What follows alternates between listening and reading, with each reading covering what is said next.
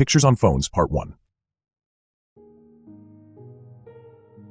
Julie, Emma, Lexi, and Becca huddled around their phones, dissecting the photos they had taken last night at Emma's 18th birthday party. They debated hotly about which ones should be posted on social media.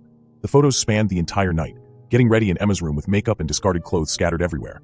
Then, the streets, the line to the club, and finally the club itself. Lights, faces, sparkles, drinks, people everywhere. The girls were making funny faces, V-signs, and all sorts of odd gestures. Their glossy lips pulled in different expressions, their eyes wide open or crinkling from laughter, their hair immaculate at first, then frizzy and rough by the end. There were even photos from the club washrooms, a drunkenly hilarious idea at the time. "What's that?" Lexi pointed to a shadowy figure in one of the first photos, taken while they were still in Emma's room. The girls leaned in closer, squinting. It could have just been an odd mix of hanging clothes and shadow. They swiped on. This time, Becca spotted something else. Find out what happens next in Part 2. Is this the same guy? They were out on the streets now, the streetlights lighting them up clearly. This time, a figure of a guy standing quite close could be seen distinctly. They kept swiping, now silent. They weren't analyzing their faces for the most photogenic angles anymore. They were looking in the shadows and corners of every image. "Emma, it looks like, is it Jack?" Becca finally said what they had all been thinking.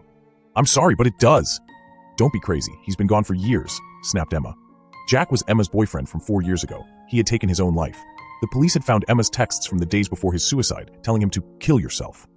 She had been investigated at the time, but she was only 14 then, and no charges were laid. "Look at this." Julie showed them a picture from the club line. There was a mass of people crowded behind them, the club lights shining on their faces.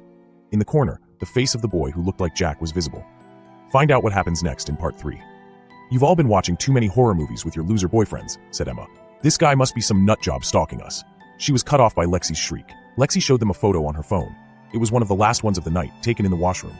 The boy was standing quite close behind Emma, who had leaned toward the mirror putting on lipstick, concentrating fiercely. His face was clear in the mirror, although both Emma and Lexi seemed completely oblivious to his presence. Emma buried her face in her hands.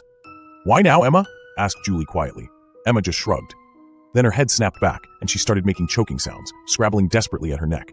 Lexi held up her phone and started recording. On her camera, the figure strangling the life out of Emma was clearly visible. Find out what happens next in Part 4.